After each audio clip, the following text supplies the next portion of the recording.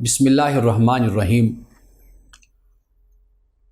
جب ہم کسی شخص کو کوئی خطاب دیتے ہیں یا کسی عنوان سے ہم پکارتے ہیں تو اس میں احتیاط لازم ہوتی ہے، اس لیے کہ جب ہم کسی کو کوئی نام دیتے ہیں تو وہ نام یا تو حقیقت کو بیان کر رہا ہوتا ہے یا اس کے لیے ایک الزام کی صورت اختیار کر لیتا ہے، یا ایسا ہوتا ہے کہ الفاظ کا تقدس اور ان کی آبرو وہ پامال ہوتی ہے۔ یعنی ایسے کہ جیسے ہم کسی شخص سے کسی موقع پر کہیں، اگر وہ کوئی بات کہتا ہے تو ہم اسے کہیں کہ آپ جھوٹ بول رہے ہیں، ایک یہ لفظ ہے، جملہ ہے۔ ایک یہ ہے کہ ہم اسے کہیں کہ آپ جھوٹے ہیں۔ ان دونوں میں زمین آسمان کا فرق ہے،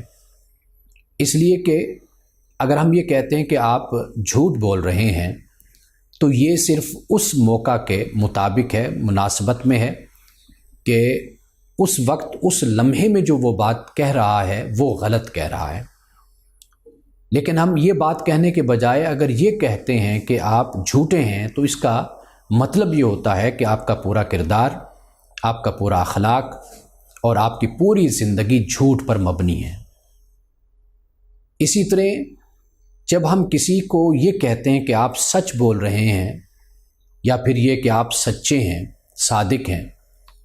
یا کسی کو ہم یہ کہتے ہیں کہ آپ نے امانت کا خیال رکھا ہے، یا ہم اسے کہتے ہیں کہ آپ امین ہیں، تو ان الفاظ کا استعمال در حقیقت اس بات کی طرف اشارہ کرتا ہے کہ اس کی زندگی کے سب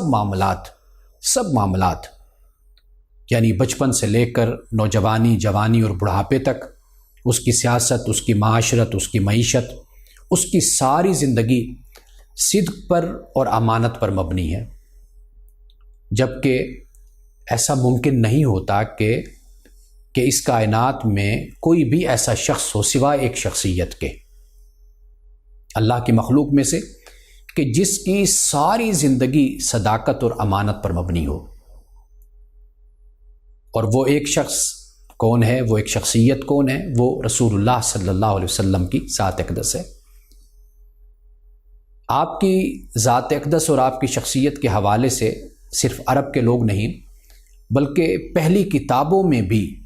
رسول اللہ صلی اللہ علیہ وسلم کو صادق و امین ہی کہہ کر بلایا اور پکارا گیا، اور اسی سے ہی آپ کا تعارف کروایا گیا ہے۔ تو اس کائنات میں صرف ایک ذات وہ ہے کہ جو صادق اور امین ہے،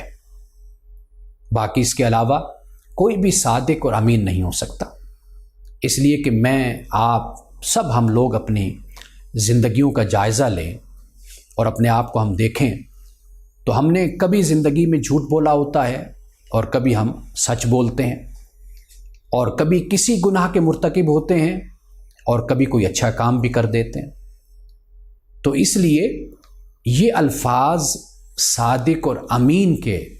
یہ صرف اور صرف ایک ہی شخصیت کے لیے زیبا ہیں اور اسی کے لیے، اسی کی شان کے لائق ہیں۔ باقی اس کائنات میں کوئی بھی ایسا نہیں ہے کہ ہم یہ الفاظ اس کے لیے استعمال کریں۔ ہاں، زندگی میں کبھی اس نے اچھا کام کیا تو وہ اس موقع کے حساب سے اس نے اچھا کام کیا، اور اگر کسی موقع پر اس نے امانت کا ثبوت دیا تو اس موقع کے حساب سے اس نے امانت کا ثبوت دیا، لیکن کلی طور پر اس کی ساری زندگی کی بنیاد پر اگر کسی کو صادق اور امین کا لقب دے دیا جائے تو یہ ہرگز درست عمل نہیں ہے۔